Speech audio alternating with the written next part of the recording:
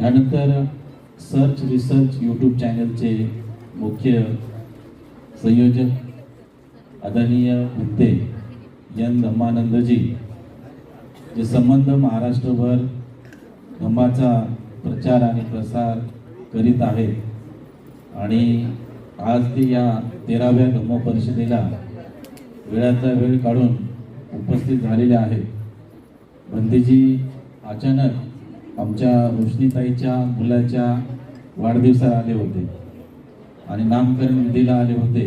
तेव्हा आम्ही त्यांना बोललो की भंतेची अशी धम्म परिषद आहे, तर आपण थोडा वेळ द्या. तर ते हसत होते. ते म्हणले मला लयच मोठा भंते समजायला लागले, नाही का, कारण आम्ही सगळेजण एकत्र शिकायला होतो मुळाव्याला आणि एक आमचं मैत्रीचं नातं आहे. तर भंतेजीने वेळ दिला. तर भंतेजी आता सुंदर आपल्याला मार्गदर्शन करणार आहेत. तर आपण अजून 2 प्रवचन ऐकायचे आहेत थोडक्यामध्ये, त्यानंतर संगदान होईल आणि त्यानंतर आजचा कार्यक्रम संपेल. तर पूजनीय एन धम्मानंदजी भंतेजी PhD चा अभ्यास करत आहेत आणि धम्माचं सुद्धा त्यांचं खूप अध्ययन आहे. तर आता आपल्याला पूजनीय भंतेजी एन धम्मानंदजी थेरा हे मार्गदर्शन करतील. सर्वांनी 3 वेळेस सादुकार द्यायचा आहे.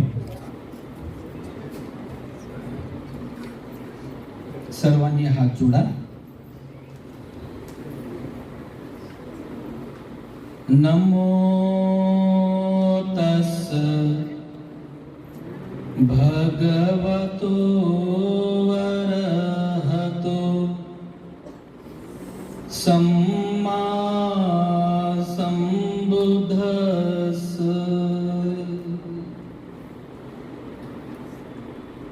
संपूर्ण विश्वाला सुख, शांती, मानवता तथा दुःख मुक्तीचा आर्य संदेश देणारे विश्व शांतीदूत महाकारुणिक तथागत भगवान सम्यक संबुद्ध यांना त्रिवार अभिवादन करतो. तथागतांनी समग्र मानव जातीच्या दुःख मुक्तीसाठी उपदेशिलेला महान सद्धम्म तथा या सद्धम्माचा अविरतपणे प्रचार आणि प्रसार करणारा तथागतांद्वारा स्थापित सदा पूजनीय भिक्खू संघ, या पूजनीय भिक्खू संघाला त्रिवार अभिवादन करतो. ज्यांच्या अथांग अमर्याद असीमित त्याग प्रभावामुळे या भारत भूमीला बुद्ध भूमीचे रूप पुन्हा एकदा प्राप्त झालं, असे बौद्ध धम्माचे पुनरुद्धारक, तुम्हा आम्हा सर्वांचे उद्धार करते प्रज्ञा सूर्य बोधिसत्व डॉक्टर बाबासाहेब आंबेडकर यांच्या समग्र धम्म क्रांतीमध्ये जीवनाच्या शेवटच्या श्वासापर्यंत, शेवटच्या रक्तापर्यंत समर्पित राहून आजच्या या मंगलमय प्रसंगी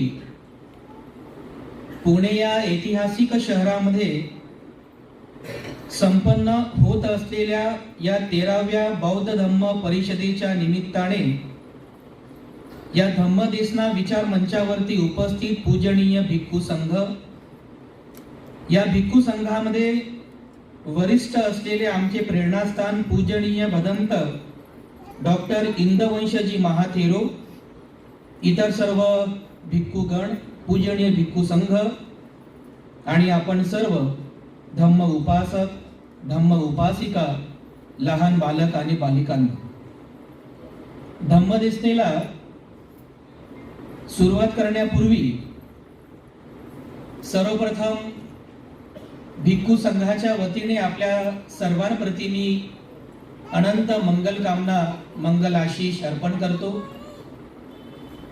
13वी धम्म परिषद आज संपन्न होत आहे. मी मगाशी म्हणालो की एक तप पूर्ण झाला. बुद्धघोष भंतेजीला या 13व्या धम्म परिषदेपर्यंत एक तप पूर्ण करावा लागला. त्यांनी मगाशी उल्लेख केला, भदंत आनंद कौशलायन यांच्या जयंतीच्या निमित्ताने मागील 12 वर्षांपासून या धम्म परिषदेचं सातत्याने या पुणे शहरामध्ये आयोजन केले जात आहे. या धम्म परिषदेला मूर्त स्वरूप देण्यासाठी ज्या ज्या उपासकांनी उपासिकांनी दानदायक दायिकांनी पूजनीय भंतेजींना दान पुण्य करून सहकार्य केलं, नक्कीच आपण सर्वच अभिनंदनास पात्र आहात. आपल्या सर्वांप्रती मंगल मैत्री अर्पण करतो. आमचे अतिशय जुने मित्र आहेत बघा, आताच त्यांनी सांगितलं पूजनीय भंते बुद्धघोषजी, आम्ही अगदी तुम्ही म्हणता ते लंगोटियार म्हणता ना, तशीच आमची मैत्रीता आहे बघा. म्हणजे तसं नाही, पण अगदी लहानपणापासून मुळाव्याला पूजनीय भदंत प्राचार्य खेमदमोजी महाथेरो यांच्या मार्गदर्शनामध्ये आमचं शालेय शिक्षण पूर्ण झालं. 12वी पर्यंत आम्ही शिक्षण सोबतच घेतलं. 12वी झाल्यानंतर पुढे ग्रॅज्युएशनला आम्ही तिथेच घेतले ऍडमिशन. त्यानंतर मात्र भंतेजी पुण्याला आले. पुण्याला येऊन त्यांनी अतिशय खूप मोठं असं छानपैकी धम्म कार्य या ठिकाणी सुरुवात केलं. आणि या धम्म कार्याला आता बघा एवढं चांगलं फल प्राप्त झालेलं आहे. नक्कीच आपण सर्वांनी एकदा जोरदार टाळ्या वाजून भंतेजींचा सन्मान आणि सत्कार करायला पाहिजे. बेडसे लेणीच्या पायथ्याशी पूजनीय भंतेजींनी 2 एकर जागा विकत घेतली. हे साधं सोपं नाहीये बघा. एक बौद्ध भिक्षू पुण्यासारख्या शहरामध्ये येऊन धम्म कार्य किती जोमाने करू शकतो हे याचं मूर्तिमंत उदाहरण आहे. बुद्धघोष भंतेजी पुण्याला येतात, इथे येऊन स्वतःला स्टँड करण्यासाठी धडपड करतात, प्रयत्न करतात, तुम्हा सर्वांमध्ये उठतात बसतात, तुम्हाला धम्माची देसना देतात, तुम्हाला दान करण्यासाठी धम्म कार्य करण्यासाठी तुम्हाला प्रेरित करतात. आणि तुमच्याच बघा सर्वांच्या सहकार्याने दान पुण्याने आज पूजनीय भंतेजींनी त्या ऐतिहासिक बेडसे लेणीच्या पायथ्याशी 2 एकर जागा विकत घेतलेली आहे. एक बौद्ध भिक्षू काय करू शकतो, मला वाटतं याच्यापेक्षा दुसरं कोणतं उदाहरण तुम्हाला देऊ. 2 एकर जागा विकत घेतलेली आहे. आता सुद्धा जागा तर आलेली आहे, आणखीन खूप मोठं धम्म कार्य करायचं आहे. ज्यांनी दान केलं त्यांनी असं नका समजू आता बस झालं दान केलं मग आता झालं आपलं. नाहीये, आता दान करत राहायचंय पुन्हा पुन्हा. भंतेजींचा खूप मोठा प्रोजेक्ट आहे. त्यांनी तो प्रोजेक्ट आम्हाला सांगितला. तो प्रोजेक्ट नक्कीच या भूमीमध्ये पूर्ण होईल आणि मला तरी अपेक्षा आहे आणि ठाम विश्वास आहे तुम्ही सर्व मोठ्या जोमाने भंतेजीला सहकार्य करणार आहात. लवकरात लवकर भंतेजींचा धम्म कार्याच्या संबंधित तो जो काही प्रोजेक्ट आहे तो पूर्ण हो, अशा प्रकारची मंगल मैत्री मी या ठिकाणी अर्पण करतो. उपस्थितांनो, आज आपण या धम्म परिषदेच्या निमित्ताने या ठिकाणी जमलेले आहोत. आपण सर्व फार पुण्यवान आहात. मी आपल्या सर्वांना पुण्यवान यासाठी म्हणतो की आज या भारत देशामध्ये, की ज्या भारत देशाला संपूर्ण जगातले लोक बुद्धभूमी म्हणून असा हात जोडतात, त्या बुद्धभूमीमध्ये आपला जन्म झाला. त्यातल्या त्यात बोधिसत्व डॉक्टर बाबासाहेब आंबेडकरांच्या समाजामध्ये आपला जन्म झाला. त्या बाबासाहेबांचा डीएनए आपल्यामध्ये आहे की नाही? आपल्या रक्तामध्ये बाबासाहेबांचा डीएनए आहे ना. किती आपण पुण्यवान लोक आहोत. एकतर बुद्धभूमीमध्ये आपण जन्म घेतला, बाबासाहेब आंबेडकरांच्या समाजात जन्म घेतला, त्या बाबासाहेबांचा डीएनए आपल्यामध्ये आहे. त्यातल्या त्यात एक बौद्ध म्हणून स्वाभिमानानं जीवन जगतोय आपण. ही काही साधी सोपी गोष्ट नाही आहे. ही आपली श्रीमंती आहे आणि म्हणून तुम्ही सर्व खूप पुण्यवान आहात. तुमच्यासारखं पुण्यवान या भारतामध्ये दुसरं कोणीच नाही. एवढे तुम्ही पुण्यवान आहात. या पुण्याची जाणीव ठेवा. काय त्या महामानवाने आपलं बदलवलं सर्व. आज 67 वर्ष पूर्ण झाली आपल्या सर्वांना बौद्ध म्हणून.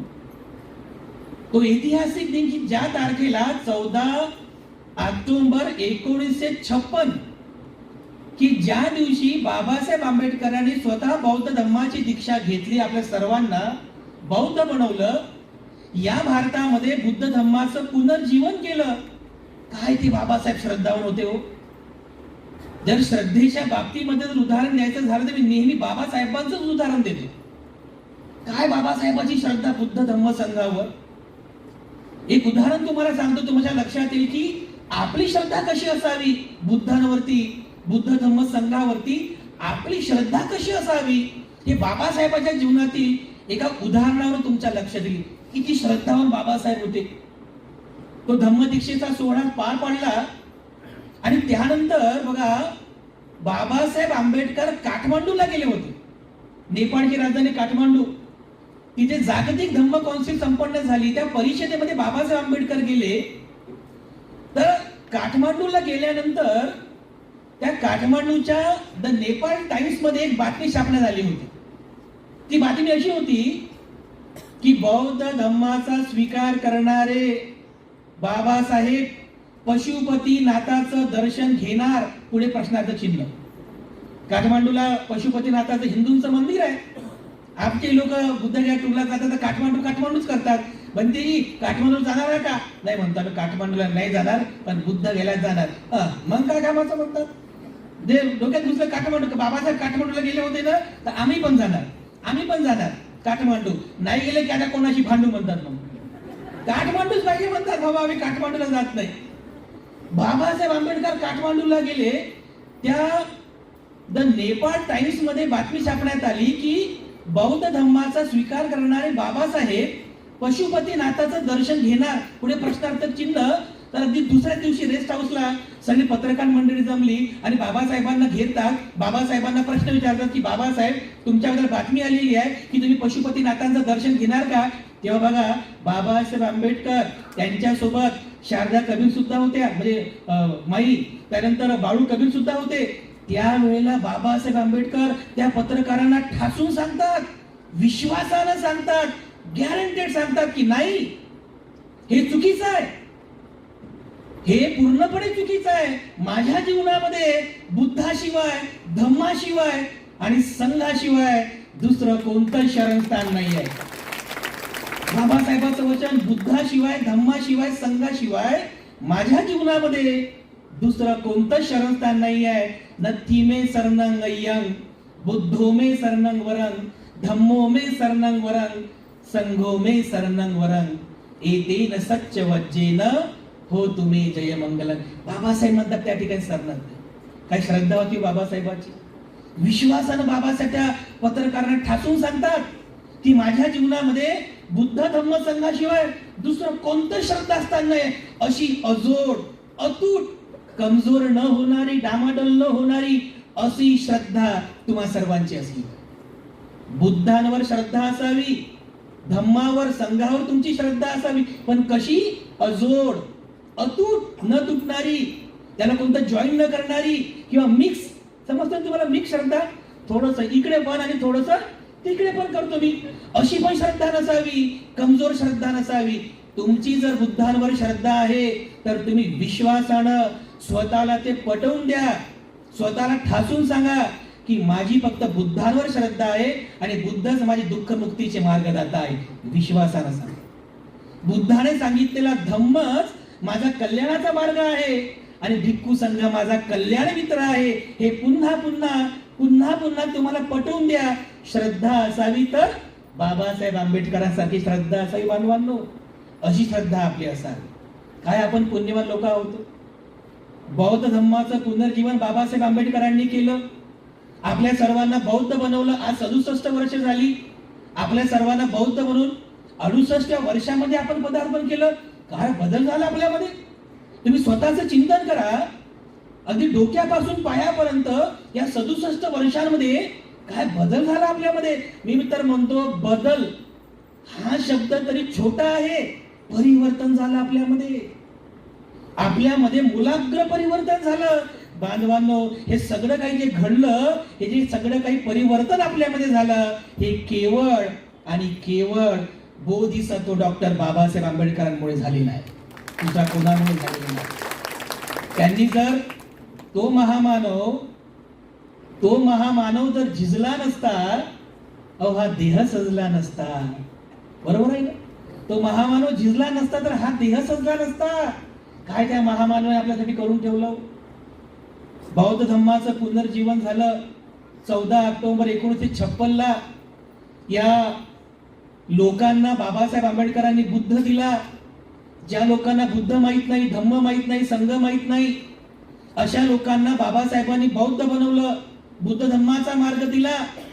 परंतु त्यानंतर मात्र बौद्ध धम्माचा प्रचार आणि प्रसार करण्यासाठी बाबासाहेबांना पुरेसं आयुष्य मिळालं नाही बांधवांना. 6 डिसेंबर 1956 ला बाबासाहेबांचं महापरिनिर्वाण झालं. बघा बरं किती दिवस बाबासाहेब जगले बौद्ध म्हणून. 14 ऑक्टोबरला बाबासाहेब बौद्ध धर्माची दीक्षा घेतात.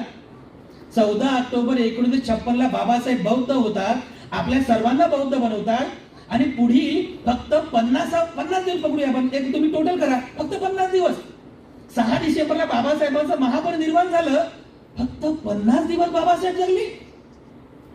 बाबासाहेबांनी कितीतरी योजना आखल्या होत्या बौद्ध धर्माचा प्रचार करण्यासाठी. फक्त धम्मदीक्षा देऊनच चालणार नाही, या नवदीक्षितांना बुद्ध समजला पाहिजे, या नवदीक्षितांना बुद्ध धम्म संघ समजला पाहिजे, धम्माचा प्रचार आणि प्रसार झाला पाहिजे. बघा 50व्या दिवशी बाबासाहेब आंबेडकर महापरिनिर्वाणच प्राप्त होतात. तर ज्या लोकांना बाबासाहेबांनी बौद्ध बनवलं त्या लोकांची अवस्था कशी झाली असेल. फक्त 50 दिवसांचे बौद्ध लोक होते त्यावेळेस, फक्त 50 दिवसाचे. हे म्हणजे असं झालं की एखादी आई, गर्भवती आई आपल्या बाळाला जन्म देते, 50 दिवस पर्यंत ती बाळाचं पालन पोषण करते आणि 50व्या दिवशी त्या आईचं निधन होतं. तर विचार करा त्या 50 दिवसाच्या बाळाचं काय होईल. कोण त्याचं पालन पोषण करेल त्या 50 दिवसाच्या बाळाचं. त्याला दूध कोण पाजेल त्या 50 दिवसाच्या बाळाला. त्याला लहानाचं मोठं कोण करेल, कारण त्याची आई तर निधन पावलेली आहे, कोण करेल. किती मोठा प्रश्न आहे. अगदी त्या 50 दिवसाच्या आई मृत पावलेल्या त्या 50 दिवसाच्या बाळासारखी आपल्या समाजाची अवस्था झाली. कोण सांगेल या समाजाला, बुद्ध कोण सांगेल या समाजाला, बुद्ध धम्माचं तत्वज्ञान कोण सांगेल. हा नौका बौद्ध समाज आहे. मग या बौद्ध समाजामध्ये बुद्ध धम्माचा प्रचार आणि प्रसार करणं ही सर्वात मोठी जबाबदारी होती बांधवांनो, सर्वात मोठी जबाबदारी. बाबासाहेबांचं संविधान दिलेलंच होतं 1950 मध्ये. संविधानामधून आपल्या सर्वांना आरक्षण मिळालं, सुखसुविधा मिळाल्या, हक्क अधिकार मिळाले. पण 6 वर्षानंतर पुन्हा बाबासाहेब एक जबाबदारी आपल्यावरती देतात, बुद्ध धम्माचा प्रचार आणि प्रसार करण्याची. किती मोठी जबाबदारी आहे. बाबासाहेब आंबेडकरांनी बुद्ध धम्माची दीक्षा देत असताना एक स्टेटमेंट बाबासाहेबांनी सांगितलं होतं. बाबासाहेब असं म्हणतात की माझं शील बलवान आहे, माझी नीतिमत्ता बलवत्तर आहे. काय म्हणतात बाबासाहेब, माझं शील मजबूत आहे, माझी नीतिमत्ता बलवत्तर आहे. तुमचं ही शील मजबूत व्हावं, तुमची ही नीतिमत्ता बलवत्तर व्हावी, याकरिता मी तुम्हाला बुद्धाचा धम्म देत आहे. म्हणजे बाबासाहेबाला हे अपेक्षित होतं की जो कोणी व्यक्ती, जो समाज बुद्ध धम्माचा स्वीकार करीत आहे त्या लोकांनी आपल्या जीवनामध्ये आपलं शील मजबूत करावं, आपली नीतिमत्ता बलवत्तर करावी, हे बाबासाहेबाला अपेक्षित होतं. पण कोण सांगणार. या नवदीक्षित बौद्ध लोकांना बुद्ध धम्म कोण सांगणार. एक तर आपला समाज नुकताच त्या संविधानाच्या सुखसुविधांमुळे थोडस आता सुखसुविधा मिळू लागलेल्या होत्या, शिक्षणामध्ये आरक्षण मिळू लागलं होतं. तर आता आपली लोक शिक्षण घेतील की बुद्ध धम्माचा प्रचार प्रसार करत बसतील. आपलं घरदार सुधारतील, त्या बुद्ध धम्माचा प्रचार प्रसार करतील. नोकऱ्या पाहतील, नोकऱ्या घेतील, त्या बुद्ध धम्माचा प्रचार प्रसार करतील. काय करतील लोक. आपली बिघडलेली घरची गरिबी ही घडी सुधारतील का 24 तास बुद्ध धम्माचा प्रचार प्रसार करतील. किती मोठी जबाबदारी होती. परिवर्तन झालं, शैक्षणिक परिवर्तन झालं, सामाजिक परिवर्तन झालं, सांस्कृतिक परिवर्तन झालं. अरे पण धम्माचा प्रचार आणि प्रसाराचं काय. कोण पुढाकार घेईल धम्माचा प्रचार करायला. या नवलोकांना, या नवदीक्षितांना धम्म कोण समजावून सांगेल. तर बघा ते काही गायक मंडळी बघा पुढे आली, जसं वामनदादा कर्डक असतील, त्यांची जी काही टीम होती, तर त्या लोकांनी थोडा पुढाकार घेतला. गल्लोगल्ली गेले, खेडोपाडी गेले, लोकांपर्यंत गेले. बुद्धाचं तत्वज्ञान, बाबासाहेबांचा संदेश अगदी सुंदर अशा लयबद्ध करून आपल्या गीत गायनांमधून त्यांनी गल्लोगल्ली जाऊन, घरोघरी जाऊन बुद्धाचा धम्म प्रचार आणि प्रसार करण्याचा प्रयत्न केला. परंतु इतकंच मुबलक नव्हतं ना.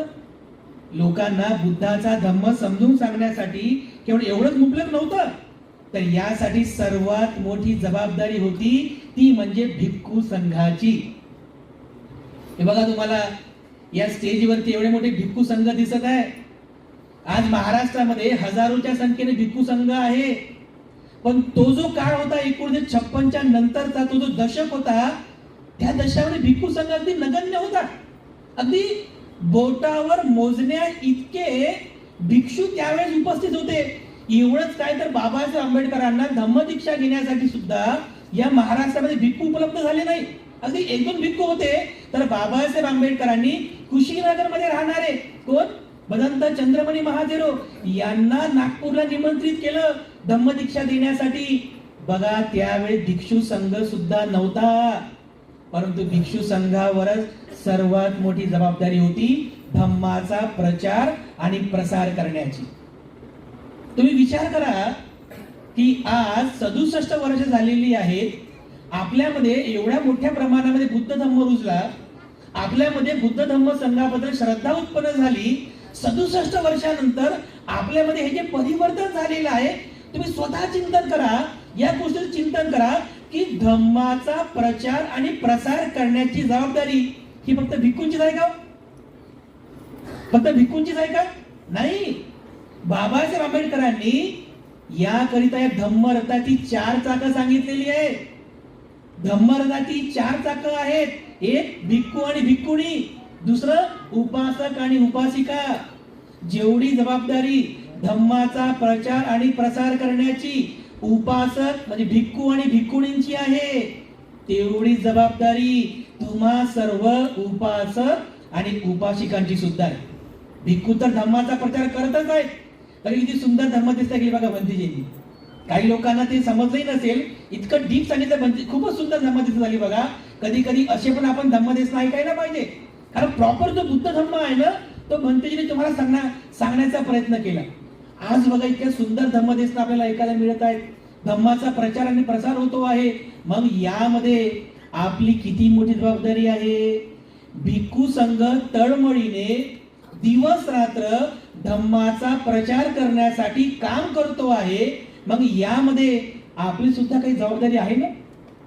तुम्ही जे समोर बसलेले लोक आहात, उपासक आणि उपासिका, मी तुम्हाला सांगतो, तुमची सुद्धा धम्माचा प्रचार आणि प्रसार करण्यामध्ये खूप मोठी जबाबदारी आहे. तुमचा सुद्धा खूप मोठा सिंहाचा वाटा आहे. बघा, जेव्हा भगवान बुद्धांनी बुद्धत्वाची प्राप्ती केली, ते दुःखमुक्त झाले, तर भगवान बुद्ध असा विचार करतात की मी तर दुःखमुक्त झालो, मग आता माझ्या पुढे काही उद्देश शिल्लक आहे का? कारण मी तर दुःखमुक्त झालेलो आहे. तर भगवान बुद्ध विचार करतात आणि कटाक्ष टाकतात त्या जनतेकडे. तर विचार करतात, पाहतात की अरे, हे जे लोक आहेत, हे लोक अज्ञानी आहेत, हे लोक अडाणी आहेत, अविद्येमध्ये ग्रासलेले आहेत. अजूनही या लोकांना खरा दुःखमुक्तीचा मार्ग समजलेला नाहीये. अपार करुणा उत्पन्न झाली बघा. करुणा, आता भंतीजींनी करुणेवरती सांगितलेलं आहे. करुणा उत्पन्न झाली. काय कशाला म्हणतात करुणा? की जेव्हा कधी तुम्ही एखादा दुःखी व्यक्ती पाहता, एखादा शोकित व्यक्ती पाहता की तो आजारग्रस्त आहे, दुःखी आहे, शोषित आहे, तर त्याचं ते दुःख बघून, त्याचा तो शोक बघून तुमचं मन कंपित झालं पाहिजे. तुमच्या मनामध्ये तुम्ही म्हणता ते हळहळ उत्पन्न होणे, तुमच्या मनामध्ये ती भावना उत्पन्न झाली पाहिजे. अरे अरे, किती हा व्यक्ती दुःखी आहे बिचारा. अरे अरे, हा व्यक्ती किती आजारी आहे. हा व्यक्ती दुःखातून मुक्त झाला पाहिजे. हा व्यक्ती आजारातून, शोषणातून मुक्त झाला पाहिजे. ही जी भावना तुमच्या चित्तामध्ये उत्पन्न होते, याला म्हणतात करुणा. अशी करुणा भगवान बुद्धांच्या चित्तामध्ये उत्पन्न झाली. आणि करुणामुळेच तर भगवान बुद्धाने धम्माचा हा प्रचार आणि प्रसार केला. तर या संदर्भामध्ये बाबासाहेब आंबेडकरांनी एक प्रश्न उपस्थित केला.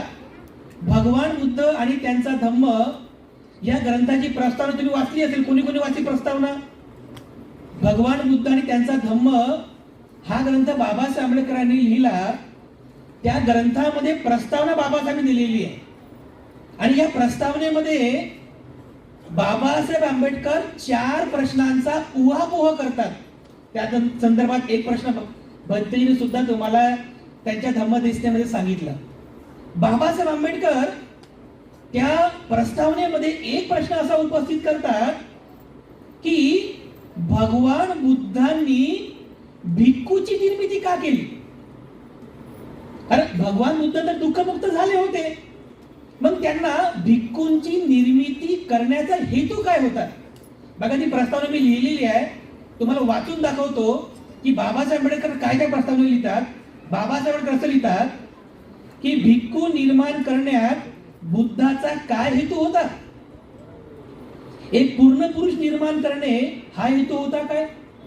म्हणजे जसा एक भिक्खू ध्यान मनन चिंतन करून श्रोतापन्न होतो, सकृदागामी होतो, अनागामी होतो, अरहंत होतो, दुःखमुक्त होतो, त्याला बाबासाहेब पूर्ण पुरुष असं म्हणतात. पुढे बाबासाहेब लिहितात की एक पूर्ण पुरुष निर्माण करणे हा हेतू होता काय? की जनतेच्या सेवेला आपले संपूर्ण आयुष्य वाहिलेला मित्र, मार्गदर्शक आणि तत्वज्ञ असलेला एक समाज सेवक निर्माण करणे हा हेतू होता काय? बघा, बाबासाहेब आंबेडकर या प्रश्नाचा उहापोह करतात. मी हे सर्व यासाठी सांगतोय की आज तर भदंत आनंद कौशल्य यांच्या जयंतीच्या निमित्ताने धम्म परिषद होत आहे आणि भिक्खू संघावर सुद्धा जशी धम्माचा प्रचार आणि प्रसार करण्याची जी जबाबदारी आहे त्याच्या मागची धारणा आहे. बाबासाहेब आंबेडकर लिहितात की भगवान बुद्धाने भिक्खूंची निर्मिती का केली? एक भिक्खू ध्यान मनन चिंतन करून अरहंत होतो, दुःखमुक्त होतो. तर बाबासाहेब असं लिहितात की केवळ दुःखमुक्त करणे हाच भगवान बुद्धाचा उद्देश होता काय? मग जर एक भिक्खू जर दुःखमुक्त झाला तर त्याचा समाजाला काय उपयोग आहे? तर बाबासाहेब पुढे काय लिहितात? बाबासाहेब लिहितात या प्रश्नाच्या उत्तरावर बौद्ध धम्माचं भवितव्य अवलंबून आहे. जर भिक्खू हा केवळ पूर्ण पुरुष असेल तर तो बौद्ध धर्माच्या प्रसाराला उपयोगी होत नाही. बाबासाहेबांचं वचन आहे बरे, बाबासाहेबांचं वचन आहे. कारण तो पूर्ण पुरुष जरी असला तरी तो स्वार्थी आहे. कारण इतर दुःखमुक्त झालो, एक भिक्षू दुःखमुक्त झाला, पण त्याचा समाजाला काय उपयोग आहे? तो समाजाची कशी सेवा करतोय? पुढे बाबासाहेब लिहितात की याउलट तो समाज सेवक असला तर बौद्ध धम्मास आशाजनक बनवू शकतो. हे बाबासाहेबांनी लिहिलेलं आहे.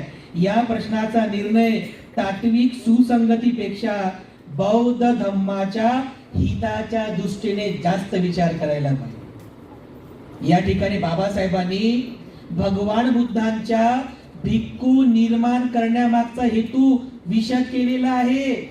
एक भिक्खू स्वतः ध्यान मनन चिंतन करून निब्बाण मार्गाचा अवलंब करतो आणि ज्या समाजामध्ये राहतो, ज्या लोकांमध्ये राहतो, त्याही लोकांना धम्माचा उपदेश करून त्यांनाही निब्बाणाच्या मार्गाकडे घेऊन जातो. हे बघा, एक मूर्तिमंत उदाहरण आहे भदंत बुद्धघोष. एक बुद्धघोष म्हणते जी पुण्यामध्ये येतात, पुण्यामध्ये येऊन तुमच्यामध्ये धम्माची प्रेरणा जागृत करतात, स्वतः निब्बाणाच्या मार्गाचा अवलंब करतात, धम्माचा प्रचार प्रसार करतात आणि तुमच्यामध्ये धम्माचं बीजारोपण करतात, तुमच्यामध्ये धम्माप्रती श्रद्धा उत्पन्न करतात. किती मोठं कार्य आहे होय. एक बौद्ध भिक्खू बघा किती मोठं काम करू शकतो. मला वाटते भदंत बुद्धघोष यांच्याकडे पाहिल्यानंतर तुमच्या सर्वांच्या लक्षात येईल. एक भिक्षू धम्माचा प्रचार आणि प्रसार जेवढ्या जोमाने करू शकतो तेवढा जोमाने प्रचार दुसरं कोणी करू शकत नाही, याच्यावरती माझा पूर्ण विश्वास आहे. एक उपासक आहे, स्वतः धम्माचं आचरण करतो, परंतु तो पूर्ण वेळ देऊ शकत नाहीये. तो आपला पूर्ण वेळ देऊ शकत नाही कारण त्याला स्वतःचा संसार आहे. पत्नी, आई, वडील, मुलं, बाळ, घर दार, गाडी, बंगला, बँक बॅलन्स हा सगळा गोतावळा आहे. या सर्व संसारामधून वेळ काढून तो आपला पूर्ण वेळ धम्म कार्यामध्ये देऊ शकत नाही. परंतु एक व्यक्ती शिरोमुंडन करतो, अंगावरती काश्या वस्त्र परिधान करतो, बुद्ध धम्माची काश्या वस्त्र परिधान करतो, भिक्षूची दीक्षा घेतो आणि 24 तास दिवस रात्र 24 तास तो तुमच्यामध्ये केवळ आणि केवळ बुद्ध धम्माच्या प्रचार आणि प्रसार करतो. तर बघा, धम्माच्या प्रचार आणि प्रसारामध्ये एका भिक्खूचा किती मोठा सिंहाचा वाटा आहे ही आज आपण पाहतोय. बाबासाहेबांच्या धम्मक्रांतीनंतर अशी अवस्था नव्हती. त्यावेळेस जर तुम्ही विचार कराल तर ते भदंत आनंद कौशल्य त्यांच्या जयंतीच्या निमित्ताने परिषद होती आहे, ते होते. भदंत धम्मकीर्ती होते, त्यानंतर धर्मानंद कोसंबी होते. असे काही फक्त हातावर बोटणे म्हणजे हातावर मोजण्या इतपत काही भिक्षू होते. त्या लोकांनी, त्या भिक्षूंनी धम्माचा प्रचार केला नाही असं नाहीये, पण त्यांनी सुद्धा साहित्यामध्ये क्रांती केली. तुम्ही आज त्या पुस्तकाकडे घ्या, त्याची जिथे पुस्तक स्टॉल लावलेलं आहे की नाही, तुम्ही तिथे जाऊन बघा. तुम्ही फक्त एक पुस्तक उचला, नक्कीच 10 पुस्तकांमध्ये एक पुस्तक भदंत आनंद कौशल्यांचं आहे. त्याच्यानंतर ते एक पुस्तक धर्मानंद कोसंबींचं आहे, भदंत धम्मकीर्तीचं आहे. त्यानंतर भदंत राहुल सांकृत्यायन आहे किंवा भदंत जगदीश काश्यप यांचं आहे. त्यावेळेस म्हणजे भिक्खू संघाच्या पहिल्या फळीने साहित्यामध्ये क्रांती केली. बुद्ध धम्माचे जे साहित्य पालीमध्ये होते त्याचं हिंदीमध्ये भाषांतर केलं. आज जे काही साहित्य तुम्ही वाचता ना पाली त्रिपिटकाच्या संदर्भात, ते सगळं साहित्य भिक्खू संघाच्या पहिल्या फळीने, त्या पहिल्या पिढीने स्वतः अभ्यास करून, चिंतन करून, त्या भिक्षू संघाच्या पहिल्या पिढीने त्या पाली साहित्याचं हिंदीमध्ये भाषांतर केलं. आणि त्यानंतर हळूहळू हळूहळू भिक्खू संघामध्ये वाढ होत गेली. बघा बघा बांधवांनो, एक भिक्षू समाजामध्ये धम्माचं किती मोठं काम करू शकतो. भगवान बुद्धाच्या काळामध्ये पूर्ण नावाचे भिक्षू होतात. भगवान बुद्धांकडे गेला आणि भगवान बुद्धांना म्हणतो की भगवान, माझी अशी इच्छा आहे की जो मध्य प्रांत आहे त्या मध्य प्रांतामध्ये जाऊन मी धम्माचा प्रचार आणि प्रसार करावा, अशी माझी इच्छा आहे. तर भगवान बुद्ध त्याच्याकडे पाहतात की याची तर इच्छा तर आहे, पण हा खरंच धम्माचा प्रचार करू शकतो का? तर त्याची परीक्षा घेण्यासाठी भगवान बुद्ध म्हणतात की अरे पूर्णा, तू ज्या प्रांतामध्ये जात आहे, जो मध्य प्रांत आहे, तू ज्या प्रांतामध्ये जात आहे त्या प्रांतातील लोक अत्यंत चांडाळ आहेत, चांडाळ प्रवृत्तीचे आहेत, ते तुला शिव्या देतील. तर पुन्हा काय म्हणतात भगवान, ते लोक फक्त मला शिव्या देतील ना, मारणार तर नाही ना? तर भगवान बुद्ध पुन्हा म्हणतात अरे पूर्णा, ते लोक तुला शिव्या देणार नाही तर तुला ते मारतील सुद्धा. तर पूर्ण भिक्षू काय म्हणतात, भगवान ते लोक फक्त मला शिव्या देतील, फक्त मारतीलच ना, म्हणजे पूर्ण म्हणजे मला पूर्णपणे जीवनानिशी तर मारणार नाही ना? भगवान बुद्ध पुन्हा म्हणतात की अरे पूर्णा, ते लोक तुला फक्त शिव्या देणार नाही तर तुला जीवेनिशी मारतील. तर पूर्ण काय म्हणतो भिक्षू, पूर्ण काय म्हणतो की भगवान, मी स्वतःला धन्य समजेल की या जीवनाच्या, या दुःखमय जीवनातून मी मुक्त झालो भगवान, आणि याकरिता मी त्यांना धन्य समजेल की त्यांच्यामुळे या जीवनातून मी मुक्त झालो भगवान, मी स्वतःला धन्य समजेल.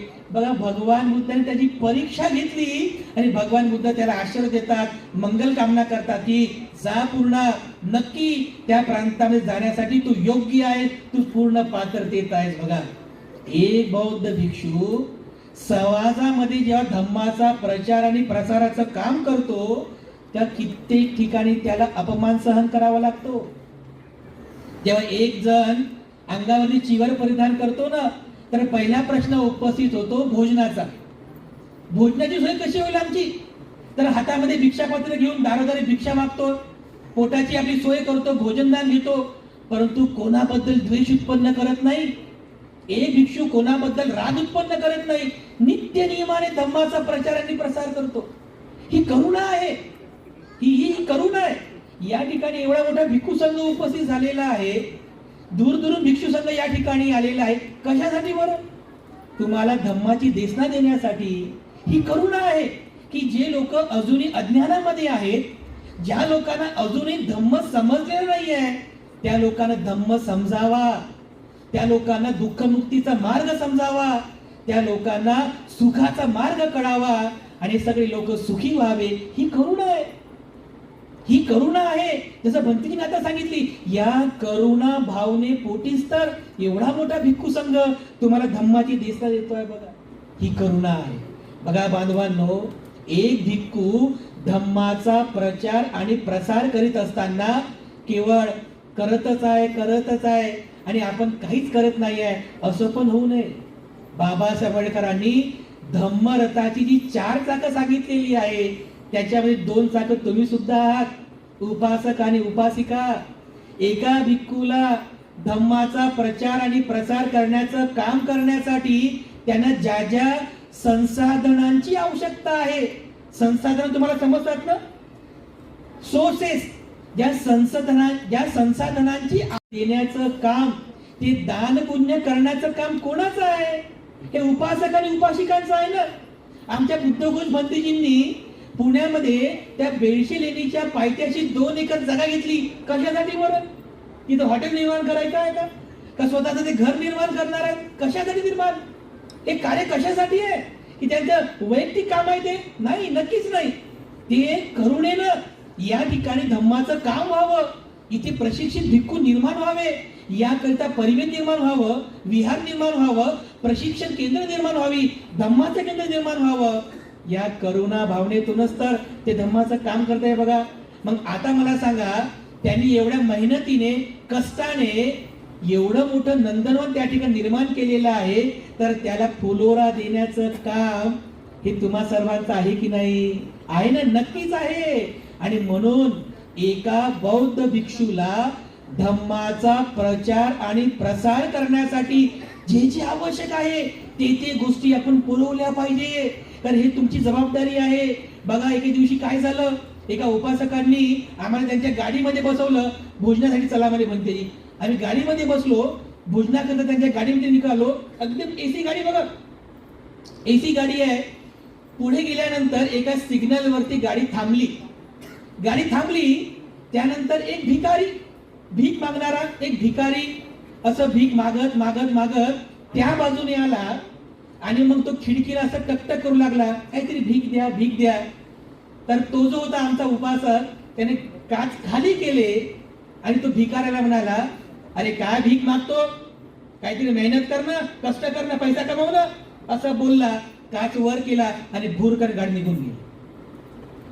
त्या क्षणापुरता विचार केला की बघा, विहारातून निघेपर्यंत हा उपासक, ठिकाणी म्हणून बोलत नाही बरं, सत्य सांगते तुम्हाला, विहारातून निघेपर्यंत, सिग्नलला येईपर्यंत यांनी मला धम्माच्या बाबतीत किती काय काय सांगितलं.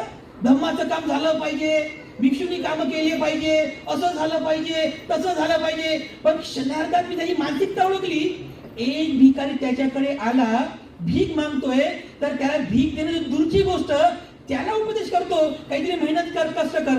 त्याचा उद्देश, म्हणण्याचा उद्देश बरोबर होता. पण मला सांगा, एखाद्याला आपण म्हणतो की मेहनत कर, कष्ट कर, तर त्याला मेहनत किंवा कष्ट करण्यासाठी, पैसा कमावण्यासाठी संसाधन कुठे निर्माण केली आपण? फक्त उपदेश दिला, संदेश दिला आणि निघून गेलो. पण त्याला तसं प्रॉपर बनवण्यासाठी संसाधन कुठे निर्माण केली आपण? मग जी लोक भिक्षूंकडून अशी अपेक्षा करतात की भिक्षूंनी दिवस रात्र काम करावं, भंतेजीने दिवस रात्र धम्माचा प्रचार प्रसार, अरे करतात ना. हे शिरोमंड उगच थोडी केलेलं आहे, हे अंगावरती काशावरती थोडी घातलेलं आहे, उगच घातलं का? हे परिवाराला त्या का उगच केला का? नाही. इथे बसलेल्या प्रत्येक भिक्षूला किमान 20-20 वर्ष झालेली आहेत. बघा, 20-20 वर्ष करतायत ना काम. पण मला सांगा, एका भिक्षूला धम्माचा प्रचार आणि प्रसार करण्यासाठी ज्या संसाधनांची आवश्यकता आहे, या संसाधनांना पुरवण्याचं काम कोणाचं आहे बरं? तुम्हा सर्वांचं आहे ना? नक्कीच तुम्हा सर्वांचं आहे. आता बघा, संसाधन म्हणजे काय? जसं आम्ही औरंगाबादला राहतो, औरंगाबादवरून आम्ही गाडीने या ठिकाणी आलो, तर गाडीचा पेट्रोलचा खर्च हे संसाधन आहे बरं. म्हणजे हे छोट्या छोट्या गोष्टी जरी असल्या ना, पण धम्माचा प्रचार प्रसार करण्यामध्ये फार आवश्यक आहे. आम्ही, म्हणजे माझ्यासोबत भदंत धम्मबुद्धी सुद्धा आहे, भदंत करुणानंद सुद्धा आहे. बघा बांधवांनो, कंटिन्यू आमचे धम्म दौरे सुरू आहेत. इथं उपरोड साहेब आहेत, उपरोड परिवार सुद्धा बसलेला आहे. ज्यांच्याकडे आमचा नंबर सेव्ह आहे ते नक्की आमचं स्टेटस पाहतात. मागच्या 15 फेब्रुवारी पासून तर आता 15 जानेवारी पासून तर या आता या 5 फेब्रुवारी पर्यंत कंटिन्यू आमचे धम्म दौरे सुरू आहेत. कंटिन्यू धम्म दौरे सुरू आहेत बघा. कंटिन्यू दिवस रात्र धम्माचा प्रचार आणि प्रसार करण्याचं काम सुरू आहे. जे जे लोक युट्यूबला आमची प्रवचन ऐकतात, जे जे लोक आमच्या स्टेटसला पाहतात, त्यांना नक्कीच माहित झालं असेल बघा, दिवस रात्र बौद्ध भिक्खू संघ धम्माच्या प्रचार आणि प्रसाराचं काम करत आहे. पर बांधवांनो, अशा भिक्खू संघाला आयु, वन्न, सुख, बल किंवा धम्म प्रचाराकरिता गती देण्याचं काम हे तुम्हा सर्व उपासक आणि उपासिकांचं आहे.